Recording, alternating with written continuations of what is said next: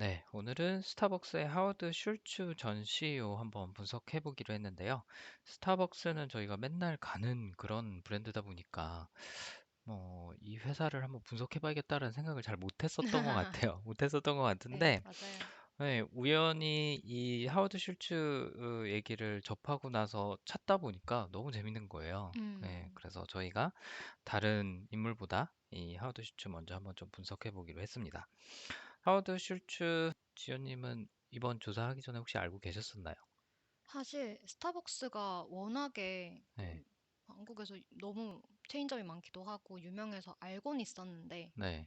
이름 빼고는 하나도 몰랐거든요. 네, 어, 저도 이번에 조사하면서 굉장히 많이 알았고 오히려 요즘 스타벅스가 더 가까워진 느낌이에요. 그쵸. 물론 이제 뭐 창업자가 의도했던 모습과는 시간이 갈수록 조금씩 달라지는 경향이 있죠. 정도의 차이긴 하지만.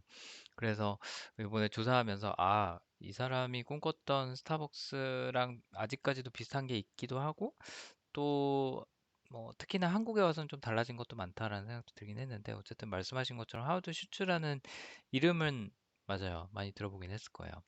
저 같은 경우에는 옛날에 미국에서 살 때 이제 마지막으로 살았던 데가 시애틀이라서 음, 아침에 출퇴근을 하면서 스타벅스 본사를 항상 보고 지나갔었어요. 그 고속도로 옆에 스타벅스 본사가 굉장히 크게 있고 그다음에 주말에는 이제 거기 파이크 플레이스 마켓이라 그래갖고 우리나라 전통장처럼 장이 있어요.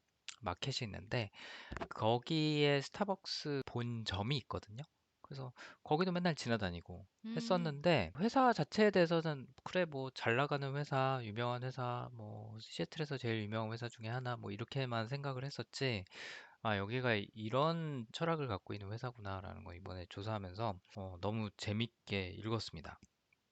그래서 이 하월드 슈츠라는 사람에 대해서 간단히 한번 얘기를 하고 넘어가면 좋을 것 같은데 하월드 슈츠가 스타벅스를 창업을 한 건 아닌 건 아시죠? 네. 네, 스타벅스를 인수를 했더라고요. 처음에는 스타벅스의 이제 직원으로 일을 했었고요. 물론 그 이전에는 다른 일도 했었지만 이제 커피에 관심을 갖게 된 이후로는 스타벅스 직원으로 일을 했다가 다른 브랜드를 또 시작을 했었다가 스타벅스를 인수하게 된 그런 케이스더라고요. 이 사람이 이태리에 가서 그 에스프레소 바에 가본 경험이 너무나도 좋아갖고 미국에 와서 그걸 다시 시작해보고 싶다라고 생각해서 만들었던 게 본인의 커피 브랜드였고요. 네. 스타벅스를 인수한 후에는 이제 본인의 커피 브랜드처럼 스타벅스를 바꿔나가기 시작한 거였다라고 하더라고요.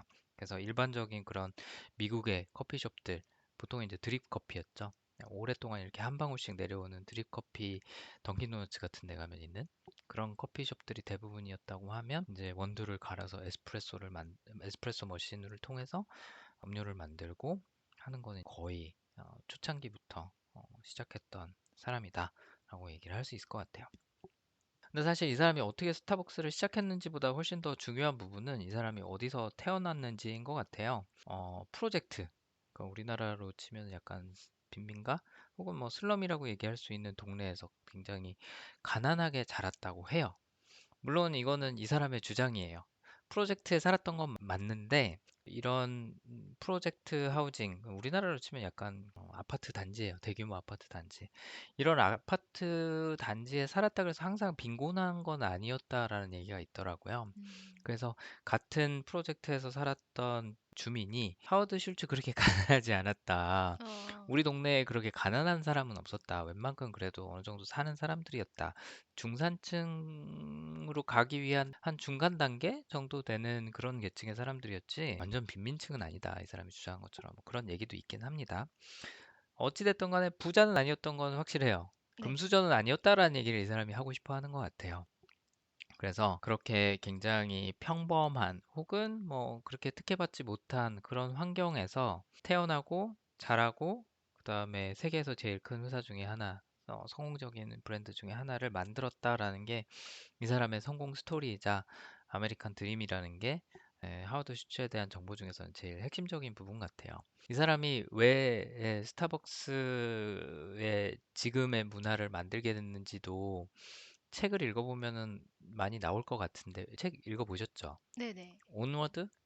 아니요, 그라운드 그라운드업? 업이라는, 예, 두 번째 뒤에 나온, 책인가요? 네, 책. 네네. 음. 근데 이 사람이 맨날 똑같은 얘기 하잖아요. 그래서 두 번째 책에서도 똑같은 얘기 할 것 같은데, 본인이 이렇게 힘들게 어렵게 자라온 배경과 스타벅스의 그 연관성에 대해서 혹시 책에서도 언급을 하던가요? 일단은 본인이 사실 말씀하셨다시피 음, 중산층보다 조금 아래였던 것 네, 같아요. 근데 네, 가정 환경 중에서 아버지께서 노동자 신분이었고 그쵸. 정말 보면은 하루 벌어 하루 음, 먹는데 이제 또 태도도 그렇게 좀 성실하진 않으셨대요. 그래서 음, 번 돈 다 까먹고 뭐 해서 날리고 이런 모습을 계속 봐왔고 아버지께서 이제 노동자로 하루 벌어 하루 이렇게 생계를 꾸리다가 그 빙판길에서 넘어지셔서 하루아침에 뭐 가족의 건강보험이나 뭐 음, 일자리는 하루아침에 다 잃어버리시는 걸 보고 아, 아버지가 그래도 적어도 존엄성을 좀 지킬 수 있을 만한 그런 회사를 만들고 싶다. 네, 이렇게 결심을 했다라고 책에 음, 나와 있더라고요. 맞아요. 그래서 지금은 고작이라고 표현하기 좀 그렇지만, 당시 기준으로는 고작 커피만 파는 이 스타벅스라는 커피숍이 직원들에게 의료보험을 제공을 하기 시작했어요. 의료보험은 화이트 칼라 직업들한테 주어지는 미국에서는 굉장히 큰 베네핏이에요.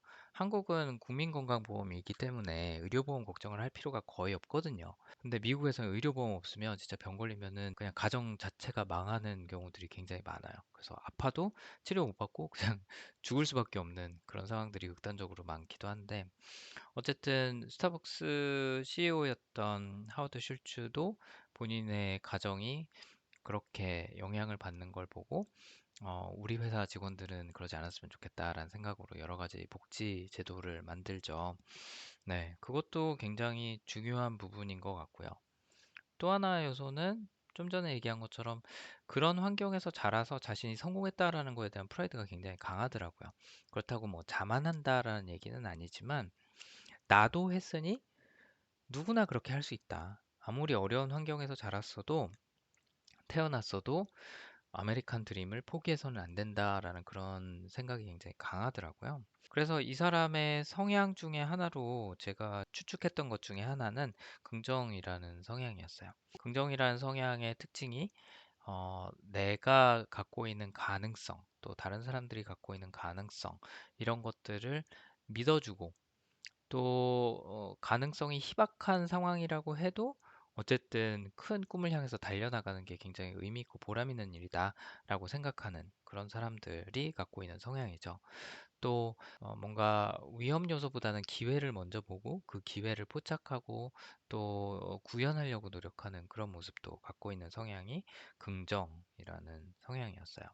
그래서 약간 뭐 오뚜기 생각해도 되지 않을까 싶어요. 네, 고난이 있든 역경이 있든 넘어지지 않고 다시 일어서서 도전하고 뭐 하는 모습이 긍정 성향의 모습이자, 뭐 어떻게 보면 아메리칸 드림을 대변하는 요소 중에 하나일 것 같아요. 물론 아메리칸 드림이라는 것도 여러 가지 개념이 내포되어 있는 거긴 하지만, 그런 측면에서 하워드 슐츠는 내가 이룬 아메리칸 드림을 우리 직원들도 이루게 해주고 싶다라는 생각을 굉장히 많이 했던 것 같아요.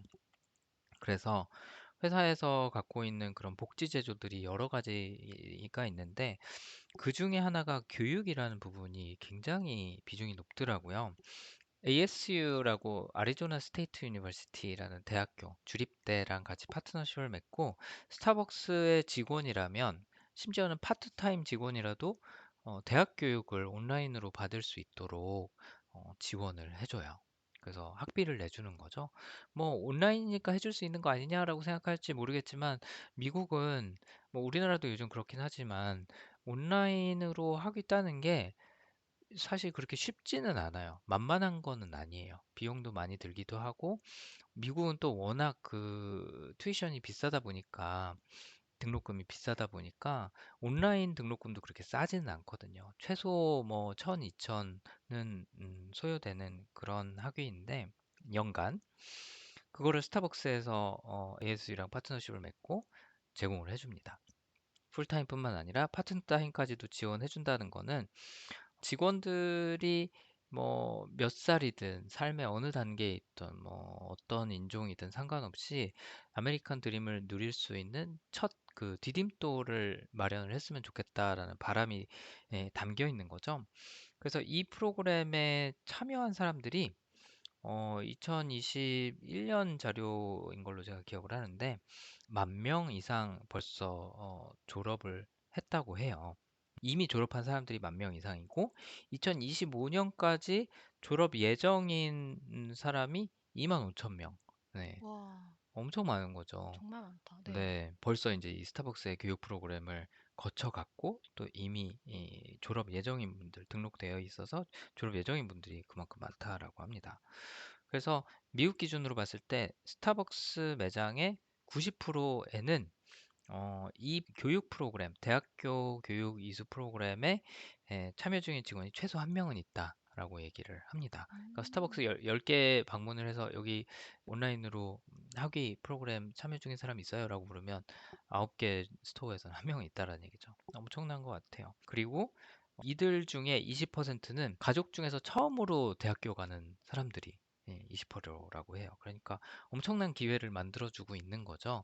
이 직원들이 지금은 스타벅스에서 파트타임으로 일하거나 뭐 풀타임으로 일하거나 하고 있을지 모르겠지만 나중에는 스타벅스에서 뭐 오피스에 가서 본사에 가서 일을 할 수 있는 사람이 될 수도 있는 거고 아니면 꼭 스타벅스에 남아 있지 않더라도 알바하다가 이제 나중에 뭐 다른 회사에 지원을 하더라도 이제는 대학교 졸업생이 돼서 지원을 할 수 있는 그런 상황이 되는 거죠.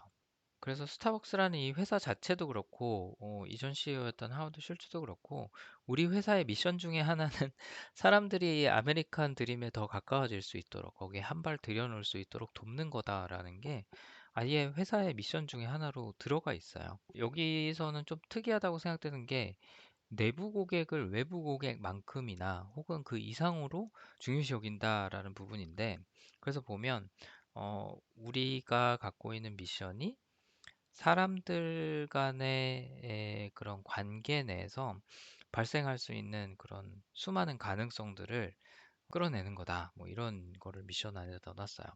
옛날에는 조금 미션이 달랐었는데 커피 한 잔으로 뭐 사람들의 삶을 풍요롭게 하는 건 약간 이런 뉘앙스로 했다고 하면 지금은 이 하워드 슐츠가 갖고 있는 이 성향을 대변하듯 가능성에 조금 더 초점을 맞췄더라고요. 그래서 개인, 또 집단, 사회, 공동체 뭐 이런 사람들끼리 모였을 때 낼 수 있는 그런 시너지, 가능성 이런 부분을 우리가 발굴하고 또 배양하고 키우고 하는 게 아예 그냥 회사의 미션으로 삼고 있는 부분이